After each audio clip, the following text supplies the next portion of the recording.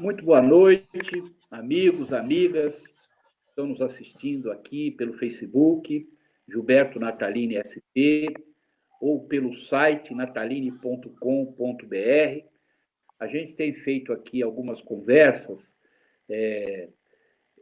que a gente considera conversas importantes para os assuntos que nós trazemos. A gente tem amigos, convida os amigos para virem aqui dar opinião, responder perguntas, participar dos assuntos pertinentes aí da atualidade.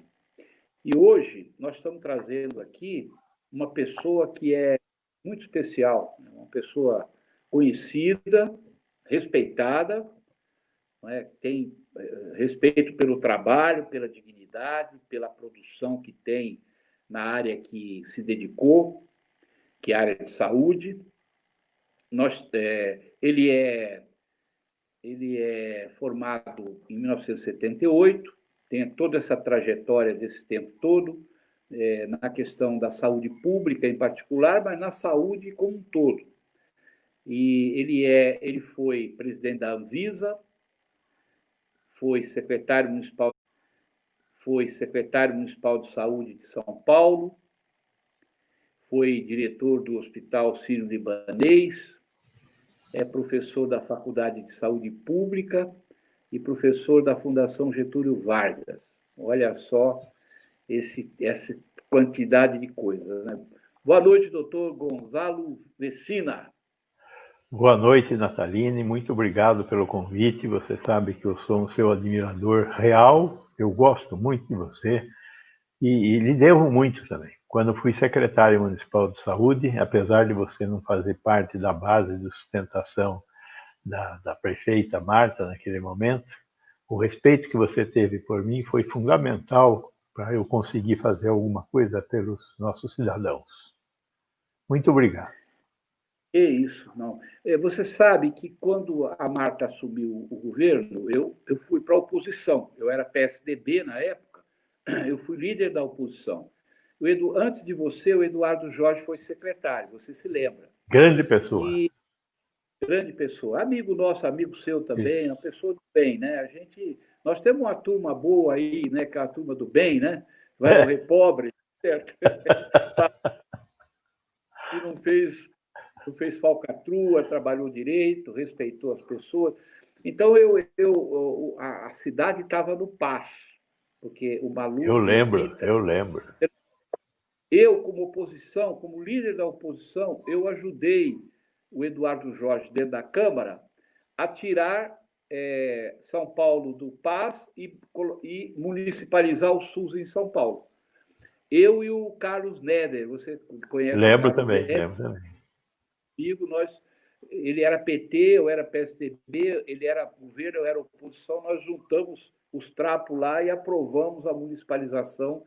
E depois o Eduardo saiu, entrou você como secretário. Então, a gente sempre separa as coisas, né? Quer dizer, a saúde já é tão difícil trabalhar, se você politizar a saúde, como estão politizando agora, né? Se você politizar o Ministério, a Secretaria, o povo está perdido. Então, fizemos o que era obrigação nossa fazer, né?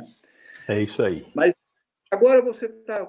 como é que você está dando aula na Faculdade de Saúde Pública e participa de uma porção de conselhos? Eu estou dando aula na Faculdade de Medicina, na Faculdade de Saúde Pública e na Fundação Getúlio Vargas, e estou participando de conselhos, ou num monte de conselho. Eu sou conselheiro da Cristália, do Horas da Vida, do Sabará, enfim, tem mais. Eu acabo não lembrando de todos os conselhos, mas é uma atividade que me deixa muito satisfeito também. A gente acaba... Você vai vivendo e vai envelhecendo e vai aprendendo. Então, tem muita coisa para distribuir dessas experiências pelas quais nós passamos. Então, é o que eu procuro fazer, distribuir essa experiência que eu acumulei. Muito bom, isso é importante. E tem que escrever, viu? Eu já estava te falando aqui antes da gente começar, tem que escrever sua trajetória de vida, deixar escrita para as pessoas tomarem como exemplo, porque senão trabalho esvai, a gente vai embora e fica pouca coisa. Então, é importante, não para você como coisa assim, pessoal, Pessoal. vaidade, para deixar a história, porque nós estamos nessa batalha do Sistema Único de Saúde. Eu comecei em 70, você em 78, quer dizer, olha a quantidade de tempo que nós estamos lutando para construir um sistema de saúde no Brasil com dignidade, não é verdade? Mas, olha, eu tenho visto você falar aí, em vários fóruns, em imprensa, sobre a situação atual da pandemia do coronavírus. Eu tenho visto você falar. E com muita propriedade, muito firme nas suas opiniões. Então, eu queria que você pudesse, Gonçalo, se você puder nos ajudar aqui, dar um panorama geral, assim, dessas. Eu nunca tinha vivido uma situação, em toda a minha vida profissional, uma situação tão. Eu vivi a epidemia de meningite em 74, 75, mas não foi do jeito que essa aqui foi. O transtorno que causou no mundo inteiro, inclusive no Brasil. Então, eu queria que você desse um geral, assim, em alguns minutos, para a gente poder aproveitar o tempo. Se você puder, por favor, então, manda vir. A meningite foi. Eu era interno, eu fiz meu internato de moléstias infecciosas no Emílio Ribas, né? Isso em Eu também. 76. 76 eu fiz o internato. E no internato, a gente teve a oportunidade de ver aquele hospital. O pico da crise da meningite foi em 74, mas em 76 o hospital Emílio Ribas ainda estava cheio. Tinha maca dos dois lados de todos os corredores, em todos os andares. É um hospital de 400 leitos que chegou a ter 2.000 internados. Como a ditadura queria esconder o fato de que a gente tinha uma crise sanitária grave, né, ela demorou para permitir que pacientes de meningite fossem atendidos em outros hospitais. Então, se concentrou muito no Hospital Emílio Ribas.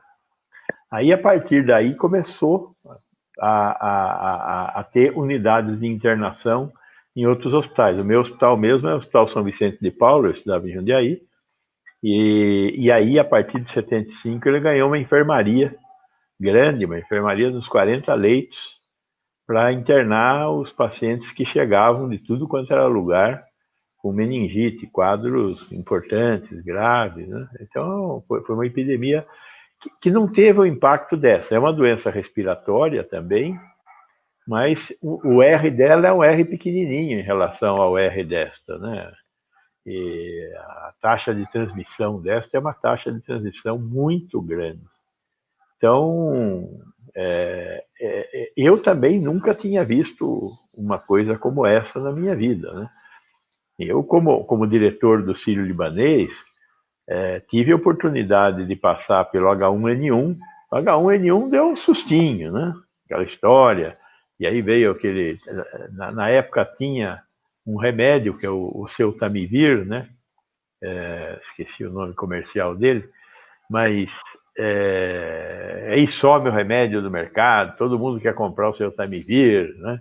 Me lembro de muita gente que queria viajar e aí queria levar uma caixinha para o caso de, e aí o Ministério da Saúde comprou todo o estoque da fabricante, né? E aí não tinha mais no mercado, então foi... Mas tinha muitos casos graves, pegava grávidas, muitas mulheres grávidas morreram, né? Essa tecnologia que foi introduzida agora também no Covid, de você tratar os pacientes graves em UTI com pronação, né? Quer dizer, colocar o sujeito deitado numa posição assim, para você conseguir melhorar a ventilação pulmonar, né? Em pronação, e que foi agora utilizada também por causa do estrago pulmonar que o Covid faz nos pacientes mais graves. Então, eu tive muita preocupação com aquela H1N1. Né? Os hospitais nossos, de uns tempos para cá, você é do tempo que não tinha ar-condicionado em lugar nenhum no hospital. Nem no centro cirúrgico tinha ar-condicionado, né? Depois começaram a pôr ar-condicionado de parede no centro cirúrgico, na UTI, né? Mas a gente não pensava em doença respiratória naquele tempo. Mesmo hoje, hospitais modernos ainda não estão preparados para vírus de transmissão respiratória. Eu me lembro quando essa epidemia do H1N1 começou no Hospital Sírio-Libanês, a gente queria saber se o ar do pronto-socorro recirculava. Porque se recircula, você dissemina o vírus. Então não pode recircular. Por outro lado, quando não recircula, você joga um monte de carga térmica fora e é muito caro, né? Por outro lado, ter filtro absoluto, que é o filtro que filtra vírus, é muito caro. Então, é uma coisa difícil, né? Então, é uma coisa que está em discussão até hoje ainda. Então, me impactou o H1N1 como diretor do hospital e a preocupação com os trabalhadores da saúde para eles não se infectarem e tal. Aí veio esta, né? E a gente assistiu ela chegando. Pessoas bem informadas viu ela chegando, né? E aí o carnaval. Hoje tem gente que fala, não devia ter tido carnaval. Duvido. Estando lá, sabendo o que nós sabíamos lá, eu acho que nós não cometemos grandes erros. O carnaval não tinha jeito de segurar. Podia ter feito mais, não podia ter feito mais o hospital de campanha. Eu acho que nós fizemos mais ou menos o que deveríamos ter feito. Talvez tenhamos errado, talvez não, erramos na questão da testagem, né? Veja que em fevereiro, a Esther Sabino já tinha sequenciado o vírus no Instituto de Medicina Tropical aqui na USP. Logo em seguida, a Fiocruz e todos os grandes laboratórios privados brasileiros desenvolveram testes de reconhecimento do vírus, o RT-PCR. Só que nenhum de nós foi capaz de fazer volume. Tanto é que até recentemente, nenhum laboratório privado vendia RT-PCR. Eles faziam exclusivamente para pacientes internados. A Fiocruz conseguiu desenvolver uma plataforma que está produzindo 10 milhões de testes. 10 milhões de testes que ela termina de entregar em setembro. Só que ela não tinha dinheiro para comprar as máquinas para realizar o exame. Somente agora que ela foi conseguir comprar, custou 25 milhões de dólares. Uma máquina que vai ficar aqui na Fiocruz com 15 mil exames dia e outra que vai ficar na Fiocruz do Ceará com 10 mil exames dia. Então, a gente foi apanhando desse vírus muito, né?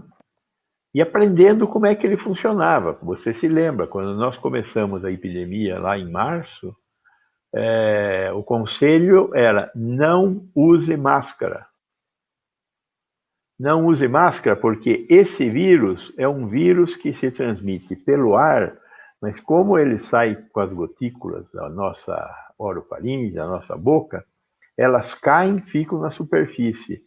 E, diferentemente de outros vírus que são respiratórios, que demoram um pouco tempo para dessecar, para ser desnaturado, este vírus fica muito tempo em cima de superfícies, chega a ter 9 dias de sobrevivência. Então, esta doença, apesar de respiratória, é uma doença que importante forma de você se infectar é pelo contato. Pôs a mão lá, põe a mão no nariz, na boca ou no olho, e aí que pega a doença. Não use máscara, porque se você usar máscara, você vai achar que você está mais protegido e não se protege, porque máscara de pano, máscara cirúrgica, máscara de pano, não filtra o vírus. Só a N95, que estava em falta e continua em falta no mundo inteiro, né? Chegamos a fazer, a Alemanha esteriliza máscara N95 para reprocessar, né? Então, não, se a Alemanha, imagina a falta de N95 no mundo. Então, não use máscara. E, de repente, em abril, meados de abril, a gente começa a ver o que está acontecendo no Sudeste Asiático e em alguns países europeus que usavam máscara. O R0 caía, né? A taxa de transmissão caía. Virou lei, quase no país inteiro, usar máscara, né? Porque nós aprendemos que você não se protege usando máscara, mas você protege o seu próximo usando máscara. E se o seu próximo usar máscara, ele te protege. Porque quando você tosse, quando você espirra, quando você fala, você emite partículas. E essas partículas ficam em suspensão. Se nós estivermos num ambiente fechado, essa suspensão demora mais tempo para parar em cima de alguma coisa e não ser respirada, né? Por isso também se recomenda ambientes abertos, com circulação de ar, para não haver acúmulo de aerosóis, de gotículas, que são transmissoras, se respiradas ou se caírem no seu olho, né? Então, tem sido um aprendizado constante e temos muitas perguntas sem resposta, né? Muitas perguntas sem respostas. Então, essa coisa da imunidade é uma coisa importante. Mas é uma doença que a gente está aprendendo. Eu acho que tem alguns aspectos que vale sempre a pena bater neles. Gente jovem morre menos, mas também morre. Então, de 0 a 40 anos, morrem 2 pessoas em 1000. Acima de 80 anos, morrem 15 em 100. É muito alta essa mortalidade. Entre os 40 e os 80 tem uma ascendente, até chegar nos 15 em 100.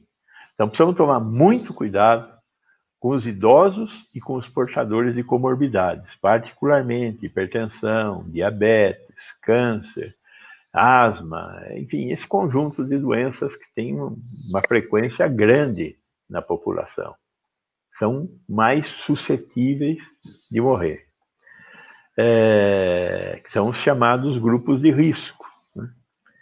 A outra coisa importante nessa epidemia e que as pessoas precisam saber é que as pessoas, de uma forma geral, estão muito preocupadas, e eu acho que isso é muito natural, com o fato de que não existe medicamento para essa doença, né? E essa é uma discussão que é uma bobagem, né? Que o nosso presidente assumiu esse negócio de que a hidroxicloroquina, a cloroquina, fazem bem para essa doença. E muitos médicos também o estão fazendo. Falando da cloroquina, da hidroxicloroquina, falando da ivermectina e da nitoxazamida, né, do Anita. Os 3 produtos colocados em uma placa de Petri, a placa de Petri é um vidro, né? Você coloca a comida lá e aí você coloca vírus lá dentro. Aí você coloca o remédio lá dentro. Esses 3 remédios. Um de cada vez, misturado, tanto faz. O que acontece? Os vírus deixam de se reproduzir. A gente chama isso de teste laboratorial in vitro. In vitro, não é em gente tá ali só um monte de vírus e o produto lá. O produto funcionou in vitro. Não significa que funciona em vivo. Agora vamos fazer o teste em vivo. Como é que faz o teste em vivo? Pega um grupo de pessoas, pega outro grupo de pessoas. Essas pessoas, elas são divididas em 2 grupos por sorteio. Um grupo vai receber remédio, outro grupo vai receber placebo. Placebo é água com açúcar, farinha, comprimido de farinha, igualzinho ao comprimido do remédio que tomaria, para as pessoas não saberem o que estão tomando. E aí você pega, para um grupo dá o remédio, para outro grupo dá o placebo.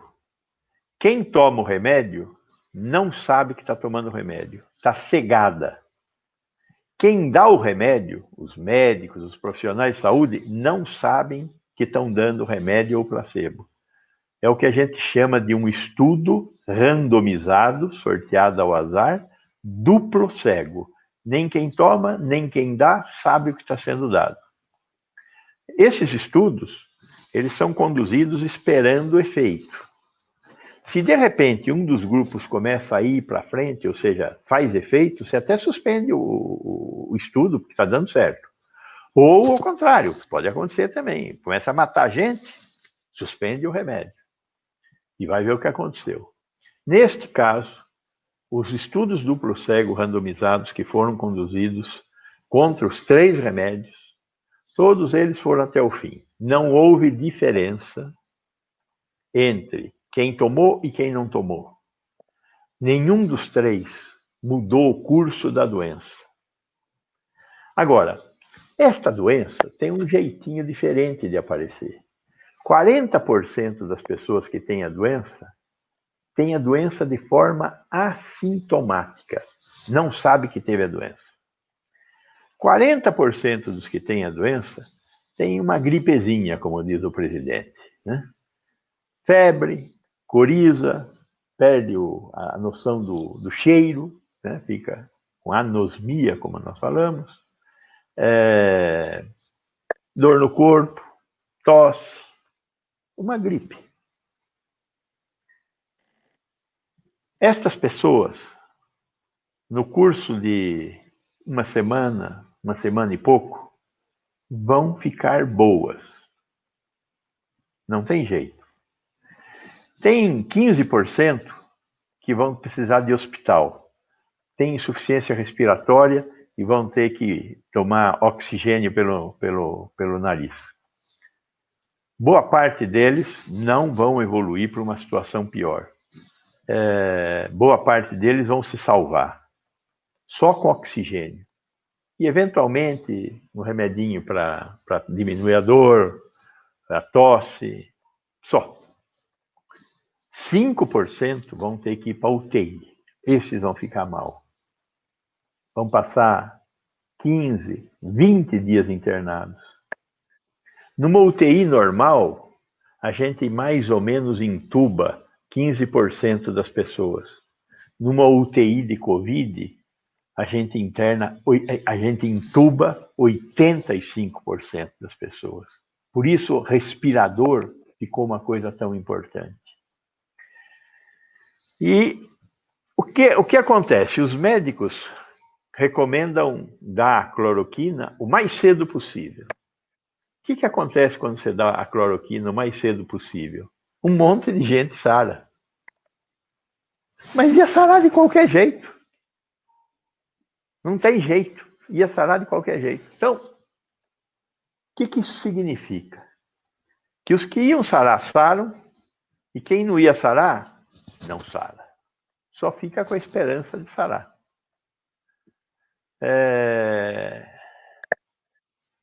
Alguns pacientes que são cardiopatas podem ter problemas derivados do uso da cloroquina, porque a cloroquina interfere no ciclo de batidas do coração. Então, ela dá arritmias. E aí as pessoas podem ter problema. Nós sabemos disso, porque a cloroquina é uma droga muito usada para tratar a malária. Só que ela é a única coisa que trata a malária. Lá eu não tenho opção, e ela funciona como antimalárico.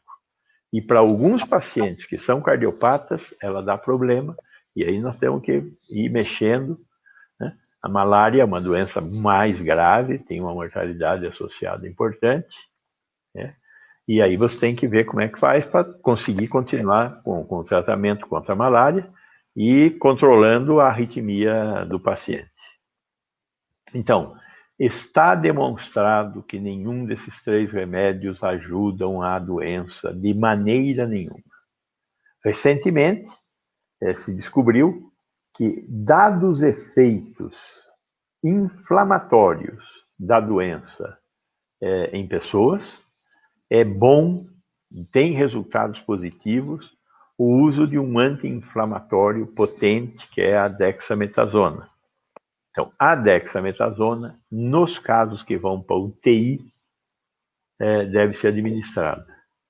Assim como também, nós já descobrimos, né, dados processos inflamatórios, nós começamos a produzir trombos e isso pode levar a uma coagulação generalizada no corpo. E aí vale a pena entrar com produtos que evitam a coagulação, como é o caso da heparina. Mas fora isso, não tem muito o que fazer. Temos que conviver com a doença enquanto não descobrirem um remédio. Então, o que funciona in vitro não funciona em vivo. Essa é a mensagem. E o que nós temos que fazer é tentar evitar ter a doença. Essa é a terceira grande coisa, né, que a gente tem que comentar aqui. Como é que evita ter a doença? A doença se transmite pelo ar e em superfícies. Como evita de ter a doença? Não contatando com outras pessoas. Já disse para vocês, 40% das pessoas ficam doentes e não sabem que estão doentes. Porém, são contaminantes. Elas emitem partículas de vírus e podem infectar outras pessoas. E os pacientes que vão ter sintomas, tem um período que ele é pré-sintomático. Você entra em contato com o vírus começa a se reproduzir na sua orofaringe, ele vai começar a produzir sintomas aí por volta do 4º, 5º dia. Aí a doença se desenvolve até o seu 10º dia, 12º dia, e nos casos mais brandos, a doença se vai e você ganha uma defesa contra o bicho. Seu corpo lutou e ganhou. Tem os casos que vão para o hospital e para a UTI, que esses vão demorar um pouco mais, 14, 15 dias, 20 dias, para derrotar ou perder a batalha contra o vírus e morrer, não é? Agora, a contaminação, ela acontece a partir do momento que você se infectou. A partir do momento que você se infectou, você é potencialmente um produtor de vírus na sua orofaringe e está expelindo esses vírus e, portanto, podendo infectar outras pessoas. Isso acontece desde o momento que você recebeu uma carga viral de alguém. Quanto maior o tempo, maior a quantidade de vírus que você vai produzir e vai poder disseminar. Por isso, testar é importante. O que é o teste? O teste é um teste que descobre o vírus na sua garganta. Hoje tem 2 jeitos de tirar o vírus de lá. É com um cotonete, chama suave. Você faz lá um esfregaço da boca. Não é muito gostoso, é um pouco indigesto, aquele treco lá. Geralmente você acaba tossindo. Vai para um laboratório e tem uma técnica toda especial para identificar o material genético do vírus. A outra forma de fazer é cuspindo, né? Tem alguns testes que fazem com saliva, mas o grosso dos testes que estão no mercado é com o suave. Identificado o vírus, isso acontece hoje em 24 horas, tem o resultado. Identificado o vírus, tem que entrar em quarentena. Em casa, se tiver condição para isso. Mas se você mora numa casa em que não tem um cômodo que possa ser isolado, como é o caso dos pobres da nossa cidade, que moram nas comunidades da periferia, né? Aí então o Estado teria que encontrar uma saída. Ou uma escola que está sendo adaptada, como acontece lá em Paraisópolis, em Heliópolis, o Estado tem que encontrar um hotel, alguma coisa para ajudá-lo a não levar a doença para os seus próximos, seus amados, né? Para não disseminar a doença na sociedade. Tem que fazer o RT-PCR todo mundo que tem sintoma.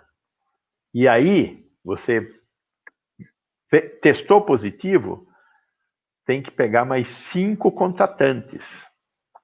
É importante isso, porque a regra da transmissão diz que cada contatante, cada infectado, transmite para mais 2, pelo menos. Então, você tem que pegar e tentar achar esses 2. Então, você pega 5 contatantes, faz o RT-PCR deles. E aí vê se acha mais 2. A boa regra diz ainda, desses 2, faça mais 5 e 5. Difícil achar gente na testagem de segundo grau, porque ela é muito recente e nós não vamos conseguir encontrar os contatantes desses 2. Mas o contatante desse inicial a gente sempre acha. Né? Isola. O que acontece quando você isola? Você acaba com a cadeia de transmissão.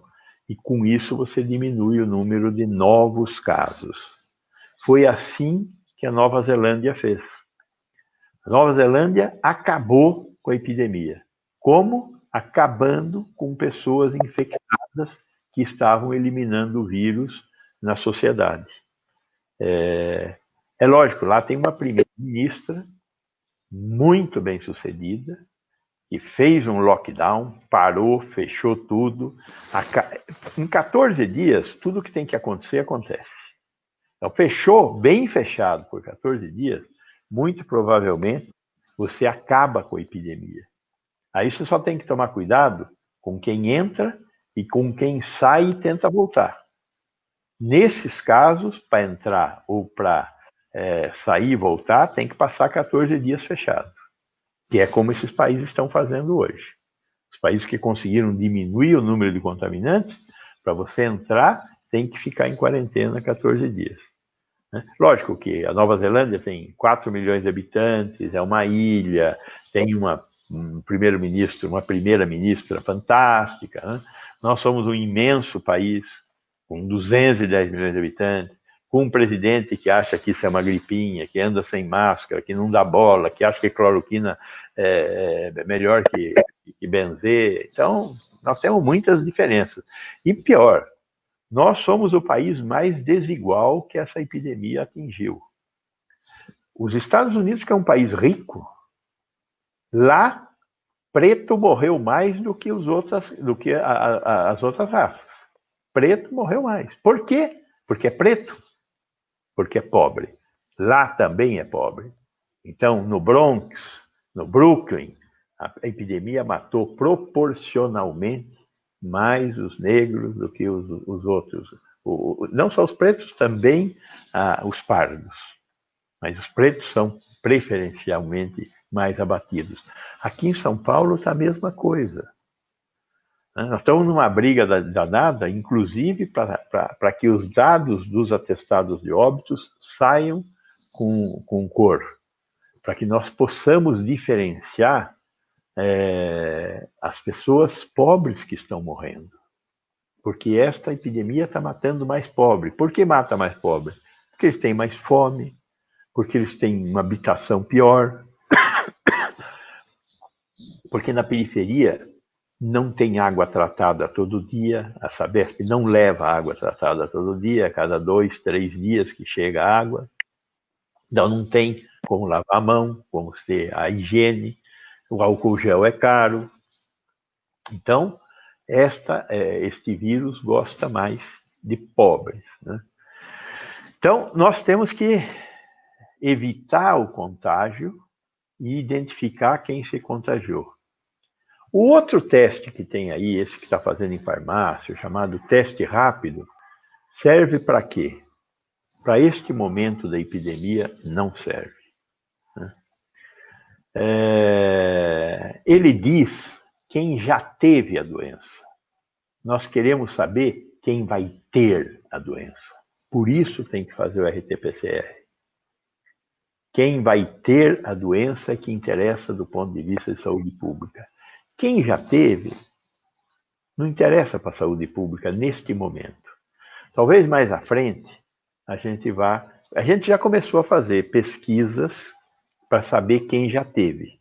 Então, as pesquisas que estão acontecendo aí da Universidade Federal de Pelotas, e essa pesquisa que está sendo conduzida por um cara muito bom aí, o Fernando Reina, que está fazendo isso junto com o Fleury e com o esse instituto que faz pesquisa eleitoral também, que eu nunca esqueço o nome, Bovespa, não é Bovespa, é Ibope, junto com o Ibope, ele está fazendo isso, né? Ele já descobriu, por exemplo, que São Paulo, ele fez uma primeira leva em 6 distritos, 3 ricos e 3 pobres.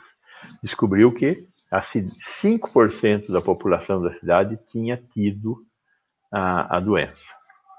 Agora fez uma segunda leva e passou para 10% da população da cidade. Só que dessa vez ele pegou todos os distritos. É uma pesquisa mais confiável. E vai ser reproduzido a partir de agora um monte de vezes para acompanhar isso. É importante isso, que tem um negócio chamado, é uma palavra ruim, imunidade de rebanho, né? Eu gosto de falar de imunidade coletiva, né?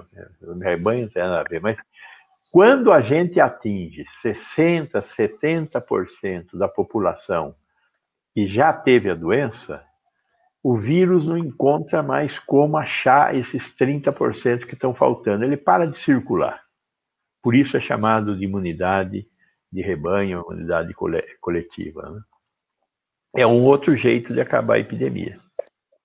E o terceiro jeito de acabar a epidemia é a vacina, né? Nós estamos nesse caminho também de acabar a epidemia com a vacina. Uma das poucas bobagens que o ex-ministro da Saúde, Mandetta, fez foi falar que vacina é coisa para cachorro grande. Mas nós temos um cachorro grande aqui no Brasil, que é o Instituto Butantan e a Fiocruz. Produzem todas as vacinas do nosso ciclo de vacinação, que é um dos melhores do mundo, né? Alguns estão em processo de transferência de tecnologia, como, por exemplo, do HPV, aqui no Butantan. Mas a maioria das outras vacinas já foram incorporadas tecnologia, é coisa nossa, né? E agora o Instituto Butantan está fazendo um acordo com uma empresa chinesa que produz uma vacina, está produzindo uma vacina. Para produzir uma vacina é um negócio complicado, porque vacina é um remédio que você dá para gente que não está doente. Quando você dá um remédio para gente que está doente, você vê o efeito colateral versus o efeito que você quer. Agora, quando você dá um remédio para uma pessoa sã, não pode ficar doente. Então, a vacina tem que ser super testada para não produzir nenhum tipo de risco. Então, você faz o que a gente chama de fase 1, pega a vacina e dá em 50 pessoas. Ninguém pode ter nenhum efeito colateral. Aí você vai para a fase 2. Dá a vacina para umas 100 pessoas. E vê se cresceu, se apareceu o anticorpo. Se a pessoa foi vacinada. Dava a vacina, espera um tempo e vê se saiu, se produziu anticorpo. Se produziu, vai para a fase 3. Fase 3, você vai dar lá para 10 mil pessoas. Quando você aumenta muito o número, você consegue ver fenômenos que às vezes são muito pequenininhos, maléficos, né? Então precisa dar para um monte de gente. Você veja, a Sanofi, que é uma empresa dessas multinacionais imensas, ela fez uma vacina contra a dengue. Ela fez a fase 1, fez a fase 2, fez a fase 3, registrou. Gastou para fazer isso uns 2 bilhões de reais. Chegou e distribuiu a vacina no mercado. E a vacina tinha efeitos colaterais importantes em quem já tinha tido dengue tipo 2. E aí a vacina teve que ser retirada do mercado no que a gente chama de fase 4, que é quando a vacina já está registrada e sendo comercializada. Então, essa coisa de remédio é um negócio complicado.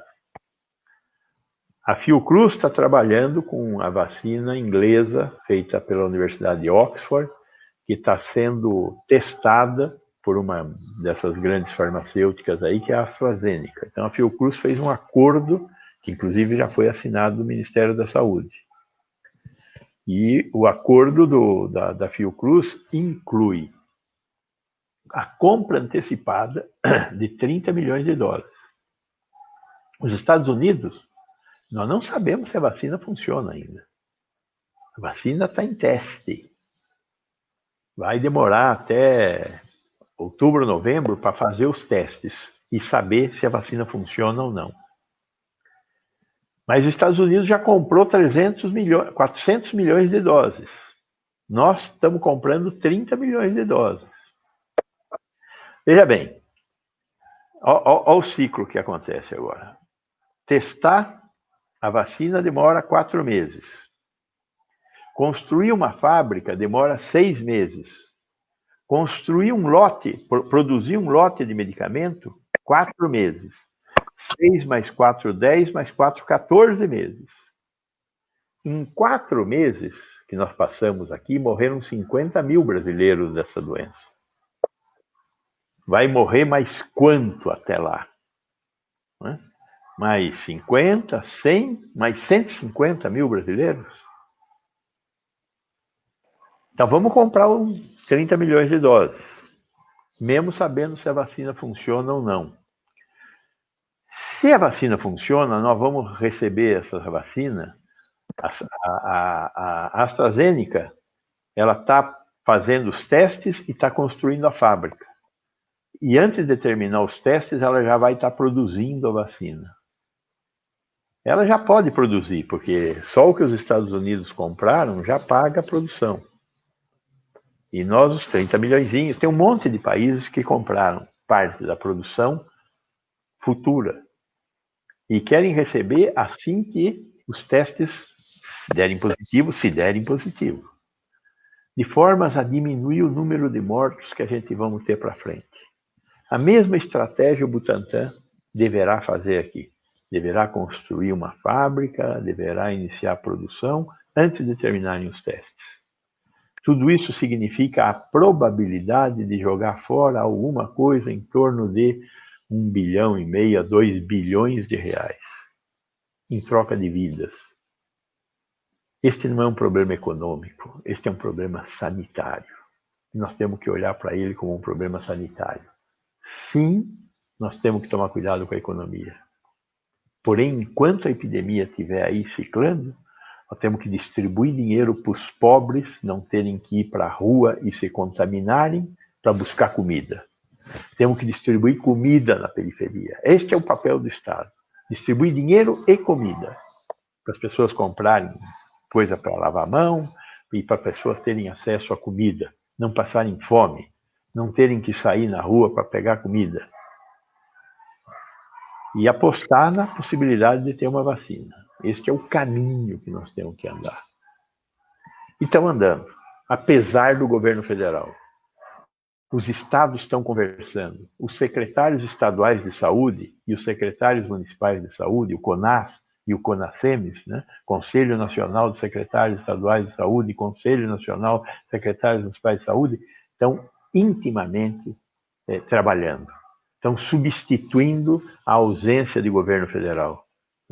O Ministério da Saúde perdeu quadros importantes.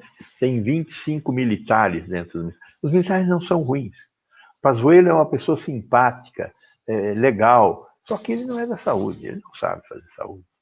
Ele é bom para fazer coisas do Exército, ele sabe logística. Né?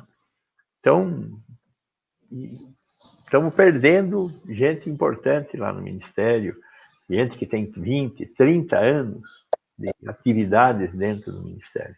Essa crise política é uma crise grave. Né? O Brasil não precisava ter tanta desgraça junto, né? O coronavírus, a desgraça econômica e agora essa desgraça política também, né? Junto com a desgraça social. Não existe assim ainda notícia muito boa no horizonte. Por isso, nós temos que ficar em casa. Vai reabrir a economia? Pode até reabrir, se diminuir o número de casos. Né? Agora, toda vez que reabrir, vai aumentar o número de casos. E aí vai ter que fazer o quê? Fechar de novo. Você tem que aprender a viver nesse abre e fecha e não ficar muito bravo. Porque não adianta ficar muito bravo. Né? Só dá dinheiro para o psiquiatra ficar bravo. Então, tenha calma, fique em casa. Se tiver comorbidade, não saia mesmo. Né?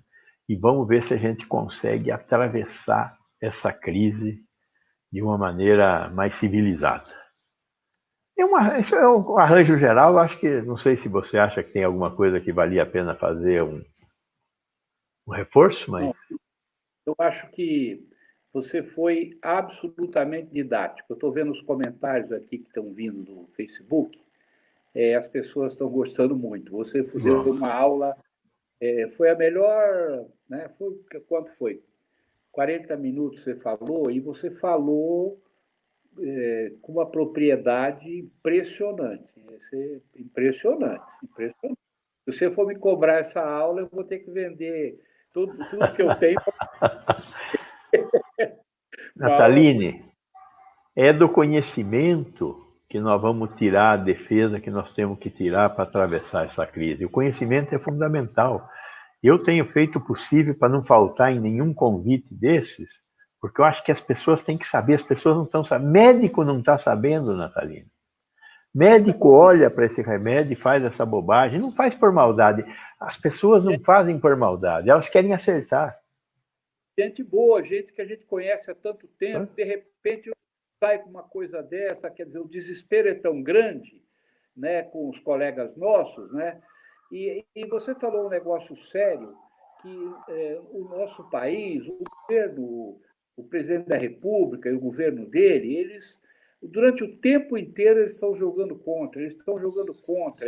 Nós podíamos estar numa situação muito melhor se eles tivessem injetado dinheiro na economia. Nós estamos falando isso há muito tempo. Eu tenho insistido muito aqui com o prefeito e tenho mandado também recados, pedidos para o governador, para eles criarem uma linha de crédito aqui em São Paulo. Né? Primeiro, distribuição de cesta básica. A prefeitura distribuiu 600 mil cesta básica, mas é pouco. É pouco. É verdade. Deveria ter distribuído muito mais, porque quem tem a comida em casa não sai para ir buscar a comida, fica em Nós casa. temos 3 milhões de pessoas que necessitam de comida nesta cidade, no mínimo umas 3 milhões de pessoas. Pois então teria que ter mais agressividade na questão das cestas básicas. Segundo, eu tenho lutado muito para que haja uma linha de crédito municipal para o pequeníssimo investidor, entendeu? O micro, o pequeno, o médio, aquele que o banco não está dando financiamento. O governo pôs 1 trilhão e 200 bilhões lá atrás para o sistema bancário, e o sistema bancário está fazendo onda para distribuir para quem realmente precisa do financiamento, sem burocracia. Porque se você ajuda o lojista, né, o autônomo, se ele tem um jeito de se salvar de 4, 5 meses, ele ajuda ao isolamento social, ajuda. Muito desespero das pessoas, porque a comida falta dentro de casa, a pessoa fala, eu tenho que sair para buscar comida. Nem todo mundo consegue ter uma reserva para ficar 3, 4 meses em casa, concorda? Então, isso a gente tem insistido. Isso, eu acho, Gonçalo, junto com a falta do teste que você falou, essa questão dessa solidariedade estatal, porque a solidariedade social da sociedade civil, ela está existindo. Eu nunca vi na minha vida, ó que nós temos estrada nesse mundo, né? Eu nunca vi uma rede tão grande de solidariedade de quem tem um pouco mais para quem não tem nada, como está acontecendo na cidade de São Paulo nos últimos meses. É uma coisa impressionante, impressionante. Eu tenho tido contato, eu criei na Câmara o Comitê Civil contra o Coronavírus, a exemplo daquele comitê civil que nós criamos quando teve a dengue. Acho que você era secretário, você lembra? Lembro. Você É era importante secretário. era secretário, é importante esse tipo de mobilização. Você ajuda, você incentiva, você dissemina a informação. E eu tenho tido contato, rapaz, com gente rica para gente pobre para gente pobre. Mulheres pobres que sentam numa máquina, costuram 100, 200, 300 máscaras e doam para as pessoas gratuitamente para as pessoas usarem. Se não fosse isso, eu acho que nós já tínhamos explodido, porque a ajuda oficial do governo, propriamente dito, em particular do governo federal, mas os prefeitos, o prefeito de São Paulo está alegando que ele está com um déficit muito grande e não tem caixa. mas eu acho que não houve, na verdade, priorizou muito a coisa hospitalar, a coisa do atendimento, a linha de cuidados do atendimento. Isso São Paulo deu um banho, né? É um case. Foi, né? foi um banho. A questão social ficou um pouco em segundo plano. Mas eu queria aproveitar a você mais uns 10, 15 minutos. Foi muito boa a sua aula, viu, Gonçalo? Realmente Obrigado. foi boa. Você está um professor altíssimo nível, viu? E com conhecimento, né? Com experiência, porque você conversa com todo mundo, você vive o problema todo dia, toda hora, você sabe o que fala. Sem radicalismo, sem xingar ninguém, numa boa, foi indo e deu o quadro. Muito bom, muito bom. Nós vamos gravar isso aí, porque depois nós vamos querer multiplicar isso para muitos lugares depois, porque a gente está segura do Facebook, né? Agora, eu queria que você pudesse avaliar um pouquinho, não vai dar para falar mais 40 minutos, talvez aí uns 20, 25 minutos. Eu e você, eu comecei com essa coisa da saúde pública em 70. A primeira vez que eu levantei numa assembleia de estudante, falei, pela federalização do Hospital São Paulo e da Escola Paulista de Enfermagem. O DOPS correu atrás de mim uma semana para me prender, porque disse que eu era um radicalíssimo, querendo... O hospital está federalizado, a escola de enfermagem está federalizada e eu estou aqui vivo. Então, você também começou cedo, você falou aí, nós estamos há décadas nessa estrada de construção de um sistema de saúde para o Brasil. Seja ele público, que ele atende 75% do povo, seja ele um sistema privado para atender os 25% que podem pagar de uma maneira digna também. Então, nós dedicamos a nossa vida, obviamente que você, muito mais do ponto de vista técnico, e eu, do ponto de vista de política pública. Eu fui presidente do Conasens, Gonçalo, quando você era Eu presidente. lembro. Você lembra? Lembro. Que tempo passou ali, né? Foi um ótimo. período de construção.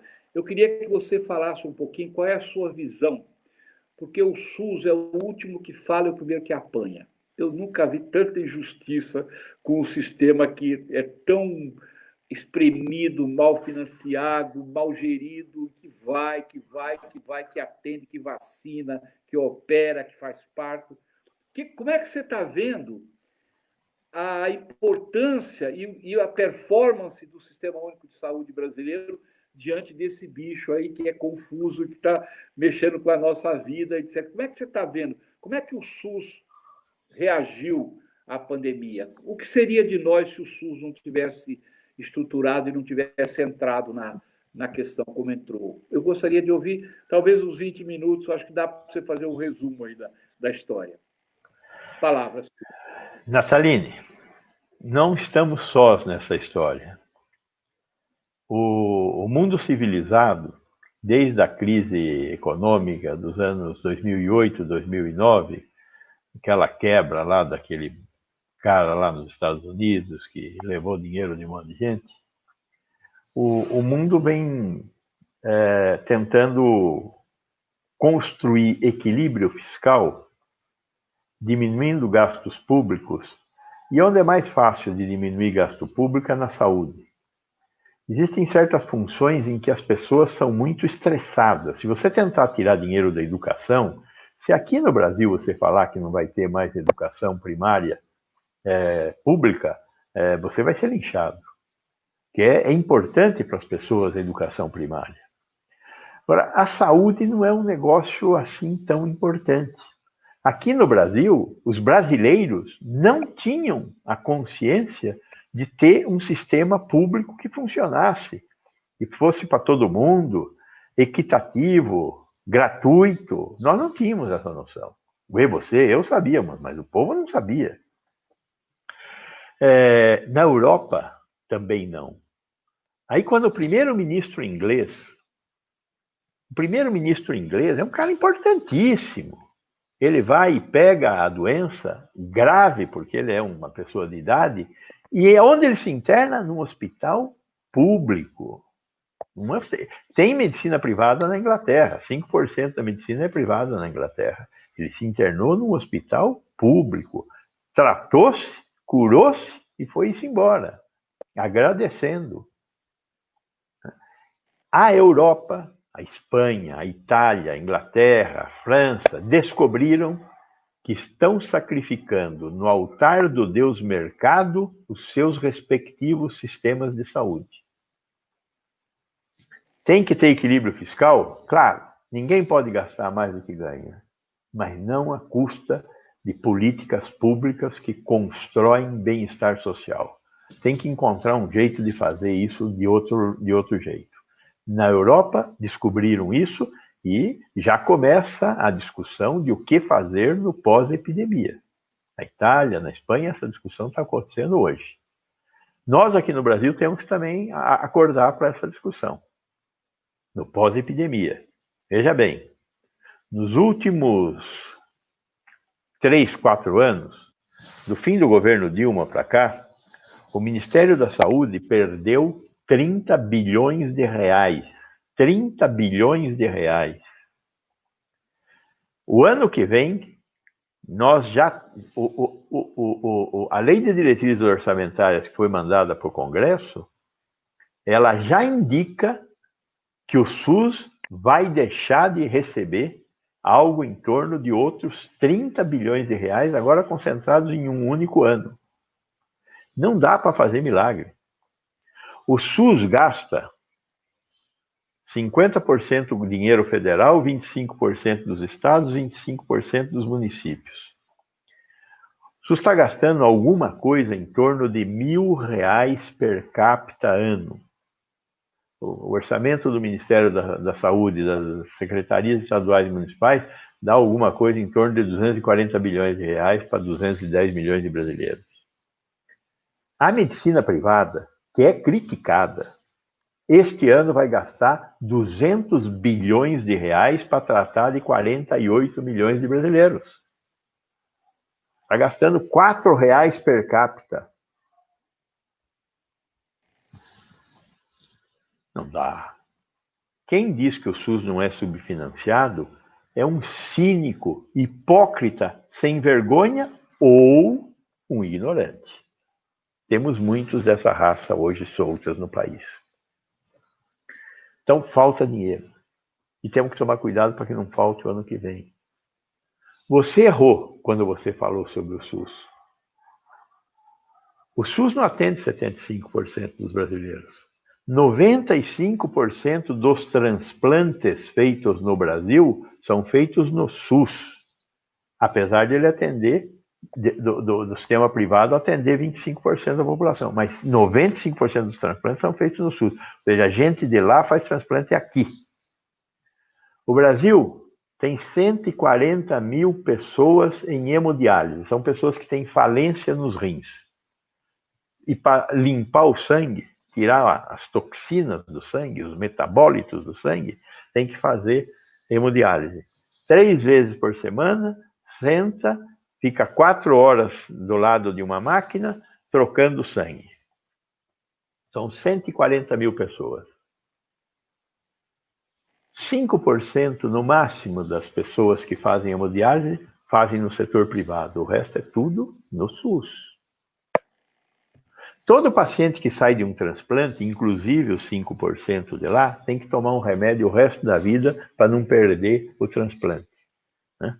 São os produtos usados para o corpo não fazer a rejeição do órgão. Né? Quem dá o dinheiro, o remédio, o SUS, para 100% dos pacientes, é remédio caro.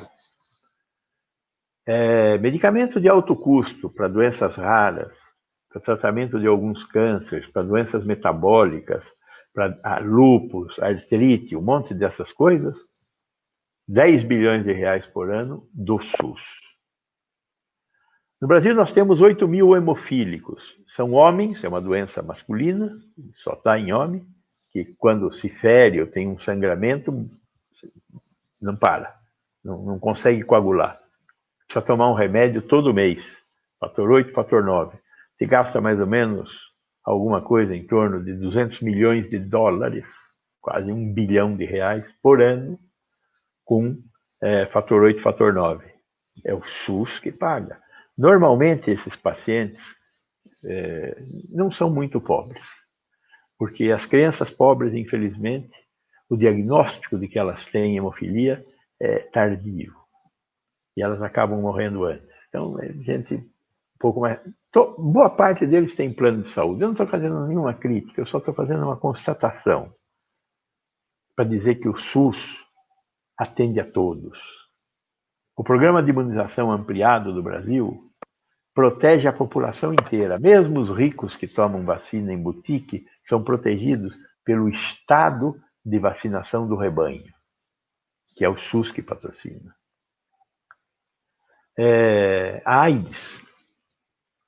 Esse senhor que está lá em Brasília já falou mal desse programa. É dinheiro jogado fora. Porque para ele, um cara que é doente é um sem vergonha. O obeso é um doente ou é um gordo sem vergonha comedor? O alcoolista é um pinguço ou é um doente a ser tratado? A pessoa que é viciada em drogas é um doente ou é uma pessoa a ser tratada? É uma pessoa a ser tratada. Todos esses são doentes, nós temos que tratar. Os portadores do vírus da AIDS são doentes, que estão numa sociedade que deve ter amplitude para segurá-los, tratá-los, melhorá-los. O Brasil, em 1996, isso começou com um amigo nosso, que está já lá no céu, Davi Capistrano, em Santos, e vieram perguntar para ele, era prefeito, e vieram perguntar para ele, Davi, nós vamos distribuir a droga para tratar essa doença nova que apareceu aí, a AIDS. Vamos comprar 100 tratamentos? O Davi perguntou. Só temos 100 doentes? Não, tem mais, aqui a gente não tem mais dinheiro. Não, vai tratar todo mundo. O dinheiro a gente arruma. E ele arrumou. E assim começou o Programa Nacional da AIDS, aceitando o desafio de tratar a todos que precisam ser tratados, apesar do custo do tratamento. Problemas sanitários são resolvidos de outra maneira que os problemas econômicos. Esse povo não aprendeu isso ainda. A sociedade quis que os pacientes que tivessem AIDS fossem tratados. Nós hoje temos 800 mil portadores do vírus da AIDS. O programa tem problemas? Tudo nesse país tem problemas. E o programa também tem. Mas para os que precisam de remédio, os que têm que fazer carga viral, que é um exame sofisticado todo mês, está tendo remédio. No mesmo momento que nós estávamos lá no começo, meados dos anos 90, a África do Sul resolveu não tratar os seus habitantes. Hoje, a África do Sul tem 15% de infectados pelo vírus da AIDS. 15% da população da África do Sul tem o vírus da AIDS. No Brasil, 15% seriam 40 milhões de brasileiros. Temos 800 mil. A epidemia de AIDS está sob relativo controle. De vez em quando cresce um pouquinho, mas está sob relativo controle no Brasil. Por quê? Porque uma política pública ativa, um financiamento público, né? Nós estamos conseguindo esse sucesso. Mas a gente tem muito ataque a essa política. E tem muito ataque às políticas do SUS por parte desses visionários de direita que acham que os Chicago Boys, que o equilíbrio fiscal vai se fazer com a emenda constitucional 95, que proíbe o aumento de gasto público durante 20 anos. Que país aguenta 20 anos de congelamento de gasto público? O gasto público é o gasto que transforma a sociedade, que diminui a desigualdade. Nós temos que ver como é que vamos fazer isso. Nós, lembra, eu estou falando nós é todos nós. Nós que votamos, nós que pusemos o cara lá em Brasília. Ninguém diga, não fui eu. Nós estamos numa democracia. É assim que funciona. Tem coisas boas, tem coisas ruins. E aí nós temos que corrigir as coisas ruins que nós fazemos, né? Então, nós temos que conseguir resolver esse problema do financiamento do SUS. O SUS também tem problemas de gestão. Isso volta e meia me fala, o SUS é mal gerido. O SUS não é mal gerido. O Brasil é mal gerido. A administração pública brasileira é uma porcaria.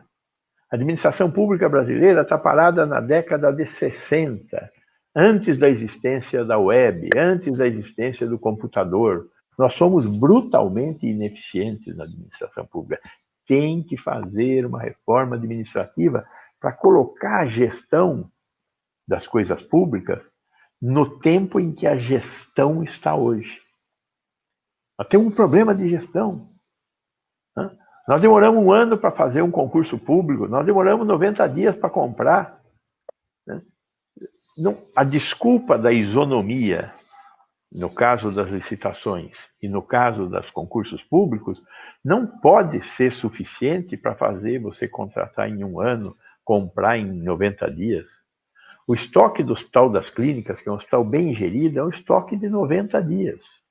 O estoque do Sírio-Libanês é um estoque de 22 dias. Por quê? A eficiência dos sistemas. Como é que faz para trazer isso para a administração pública? Temos que destravar a administração pública. Então, é importante a gente caminhar no sentido da reforma administrativa também. O outro grande problema é um problema que nós estamos sentindo na pele aqui, que é a própria estrutura do setor saúde. Qual o problema com os leitos de UTI? Quando começou essa crise, nós tínhamos 7 leitos por 100 mil habitantes. Hoje, como disse o Natalini, nós conseguimos dar uma resposta e aumentamos o número de leitos. Nós fomos para 8,8 leitos por 100 mil habitantes. Né? Nós estamos hoje com 18.564 mil leitos de UTI no setor público. O setor privado tem mais 15 mil leitos. No setor público eu tenho 8,8 leitos por 100 mil habitantes. No setor privado eu tenho 32 leitos por 100 mil habitantes. Está errado. Não está errado ter lá, está errado faltar aqui. A Itália passou por aquele perrengue lá com 12 leitos por 100 mil habitantes.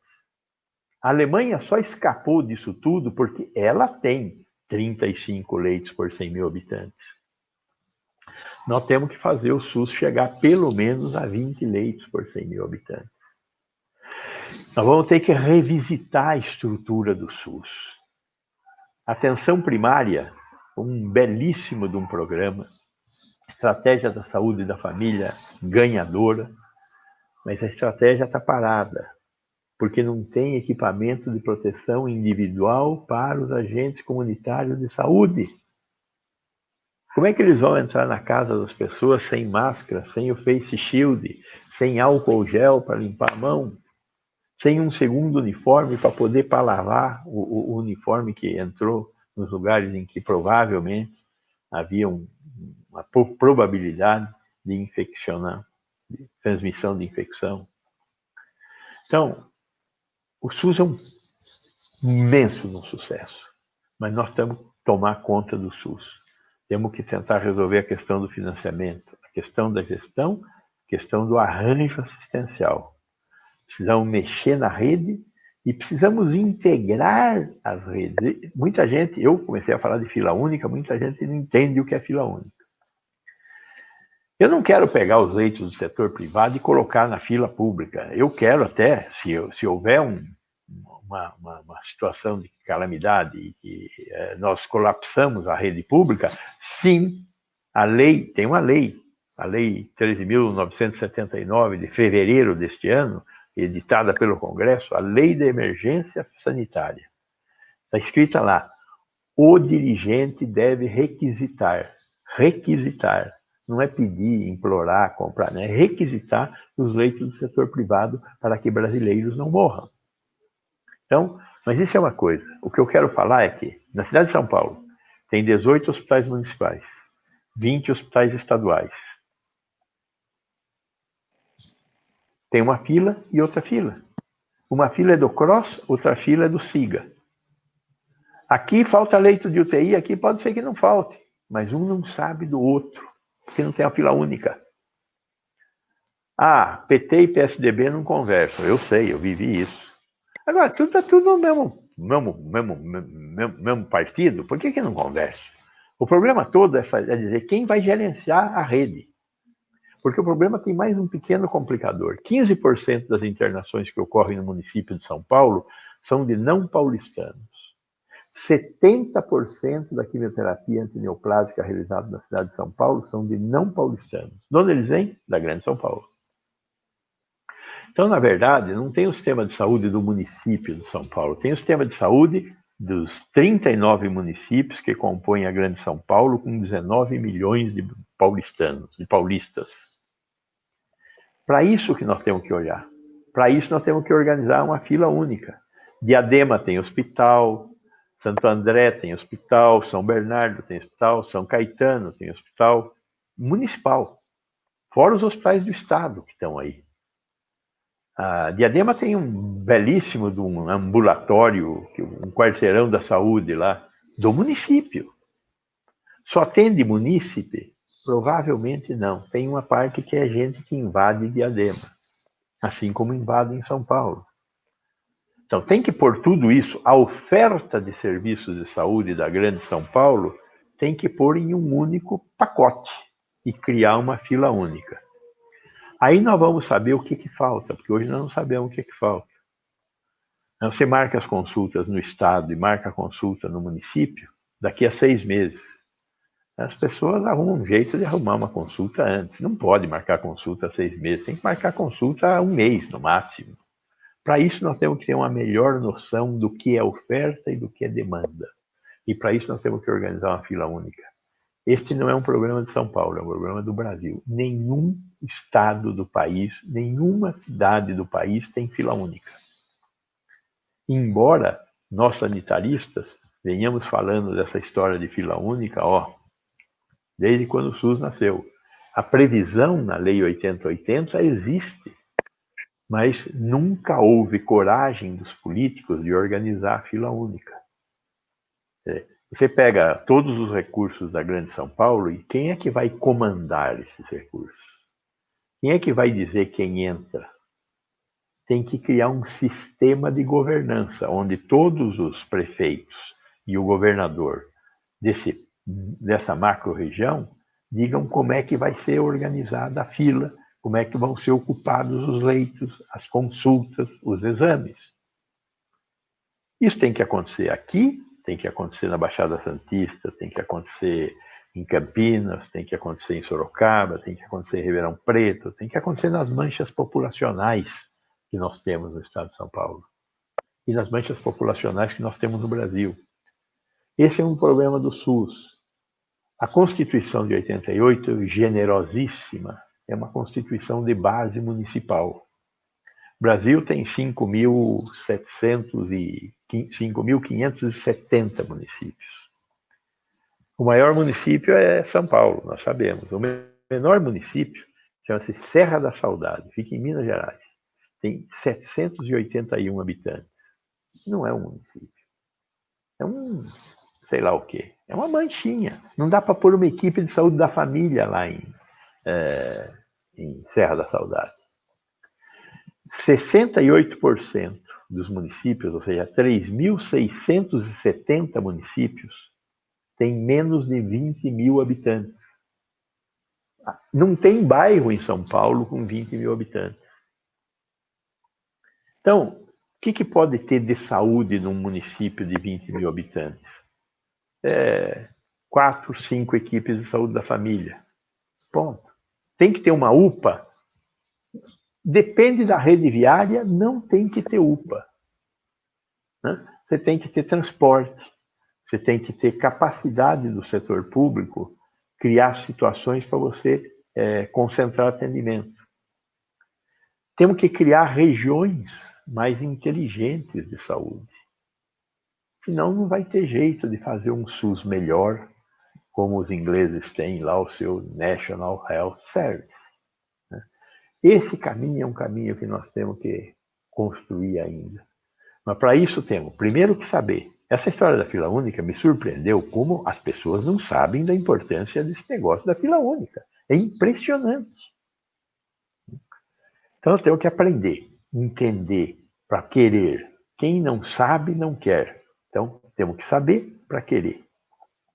E aí, vamos estruturar, repensar o SUS, vamos fazer um plano para, em 10 anos, conseguir aumentar o número de leitos de UTI e fazer frente à carga de doença que nós estamos enfrentando. 35% das pessoas que morrem no Brasil morrem de causas cardiovasculares.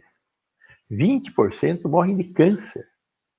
15% morrem de violência. Portanto, não podemos descuidar da questão da desigualdade. A violência é fruto da desigualdade. Países que têm um nível de igualdade social maior têm muito menos violência, né? Porque são civilizados. O processo civilizatório é muito mais complexo. Eu não acho que nós temos que primeiro civilizar para depois ter sistema de saúde. Nós temos que fazer as duas coisas juntas. Temos que trabalhar para melhorar a sociedade brasileira, torná-la mais igual, mais civilizada, com mais acesso à educação, com mais acesso à saúde, e fazer um país melhor. Esse país aqui tem tudo para ser melhor. É o celeiro do mundo. Tem riqueza de tudo quanto é jeito. E tem uma meia dúzia de bandidos que nós vamos ter que dar um jeito neles com o nosso poder de voto. É o SUS, professor Natalini. Muito bom. Quando eu te chamei para... Nós vivemos e vamos morrer nesse trabalho. É uma sina de vida, é um destino. Quando a gente nasceu, acharam um carimbo na gente, SUS. E eu não me arrependo disso. Eu faço isso com carinho. O que a gente vê do que o SUS salva de vidas, né? Quando o negócio aperta mesmo, você falou, né? O sujeito tem um plano de saúde, aqueles 25% que podem pagar, o que o patrão pode pagar, quando a bucha aperta mesmo, espirra para o SUS, aí acolhe, né? E o problema é que a demanda é tão grande e os serviços muitas vezes não dão conta de receber toda a demanda, né? E ainda tem o problema da falta de dinheiro, né? As tungadas que dão no SUS, né? As tungadas, os cortes de orçamento, enfim. Mas eu tenho muita... Eu sempre trabalhei pelo SUS, eu operei 17 mil seres humanos, 15 mil pelo SUS. É e 2 verdade. mil na particular, 15 mil pelo SUS. Cirurgias grandes, hein? Naquele hospital do Campo Limpo, que eu sou concursado lá, Vecina, eu, o Alexandre Landini e outros colegas lá, o Alfredo De Vita, no tempo que eu trabalhei lá, a gente fazia patectomia naquele hospital, esofagectomia total, coisa grande. Barbaridade, coisa grande. SUS, Hospital Municipal do Campo Limpo. Eu tenho muita honra disso, né? Enfim, você também tem, né? Cada um do seu jeito, a gente se complementa e tem um monte de gente boa. Eu vi aí o Luiz Mir colocando uma mensagem aí, que é um... Luiz, esse é gente fantástica. É gente muito boa. Um abraço para você aí. Gosta muito de você. E tantos outros, né? Que não dá para a gente falar todo mundo aqui. Está aí. Pronto. Tá aí ele aí. Ele escreveu um livro muito interessante que chama O Partido de Deus. Não sei se você chegou a ler. Eu sei. Ele me deu um autografado. Autografado, olha. Bom, nós vamos chegando ao fim. Quando eu te chamei para vir aqui, como você é muito ocupado, eu falei, talvez o Gonçalo não possa vir, porque tem muita atividade. Imediatamente você falou, eu vou. Eu quero ir, eu quero uma honra para mim, eu fiquei muito feliz. E agora eu vi, né, e aqueles que me ajudaram a organizar viram como valeu a pena você vir aqui, né? A quantidade de informação que você trouxe, tanto na questão da pandemia, como agora, no final, na questão da organização do sistema, porque você vive isso, a sua vida, praticamente toda ela em torno dessa questão. Então, eu queria agradecer muito a você, viu, Gonçalo? Um grande amigo meu, amigo nosso, amigo da vida, amigo das pessoas, né? Eu me lembro de você comigo, eu vou contar, lá em Parelheiros, você era secretário em Parelheiros.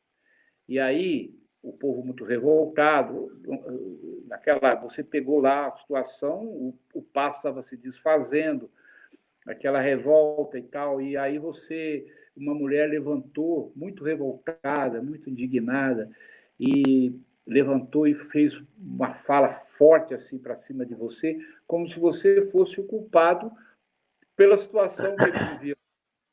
Eu vi, Gonçalo, eu vi o seu olho encher de lágrimas. Você encheu o olho de lágrimas e falou para ela: minha senhora, eu dedico a minha vida inteira para a senhora não chegar numa situação que a senhora está. A minha vida inteira, eu e muitos outros. Né? E aí ficou emocionado com o sofrimento da mulher e também porque ela foi muito veemente na fala que ela fez. E nós sabemos, você sabe, eu sei, que no fundo, o povo tem razão. Eu entrei depois, fiz uma defesa, expliquei quem era você, e no final da reunião, você saiu de lá aplaudido, saiu de lá querido. Foi muito interessante aquele processo. Nunca mais esqueci daquilo, doutor Olha, Gonçalo. eu vivi muitas situações dessas, andando pela periferia de São Paulo. Nunca, fisicamente, ninguém nunca me tocou. Em alguns lugares cheguei a ficar com medo, porque eu acho que o político merece apanhar mesmo, fisicamente, de vez em quando, sabe, Gilberto? E eu sentia que essa mulher, ela, se quisesse bater em mim, ela tinha razão, né? Mas, eu lhe digo para você, eu tenho uma vida, são mais de 40 anos fazendo essa luta pelo SUS, passei lá 10 anos no Hospital Sírio-Libanês, que eu acho que também estava lutando por um sistema de saúde nosso aqui, público, apesar de estar no Sírio, né? Nós assumimos uma série de frentes aí para ajudar o SUS.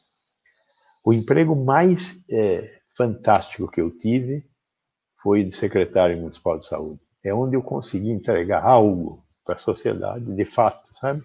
Foi muito bom. E conhecer. E de conviver com você, porque nós já se conhecíamos de outras brigas, né? Você visitou essa feira, você ia com aquele carro motorista, o carro do seu Carlão. sozinho, chegava sozinho nas reuniões, às vezes assembleias enormes, entrava, debatia, dialogava, se dava para fazer, fazia, se não dava para fazer, não mentia. Então, essa experiência de vida fica para a gente, né? Continue sendo sempre o que você é, Gonçalo, porque você é um ser humano muito especial. Eu estou falando de coração. Desejo o mesmo de você. Um abraço para você, eu queria agradecer e você pode dar uma boa noite final aqui para quem está nos assistindo, são muitas pessoas. Bem, eu quero agradecer o Gilberto, dizer que Gilberto é um raro exemplo de político brasileiro que é fantástico, né? Uma pessoa honesta, correta, que encontra tempo para até fazer solidariedade, além de fazer a boa política. Eu conheço a vida do Gilberto. Eu fiz questão de estar aqui por ele, né? Pela obra do Gilberto, que eu conheço e respeito. Vamos conseguir levar isso à frente, Gilberto, e conte sempre comigo. Um abraço, boa noite. Obrigado. Boa noite. Eu me emociono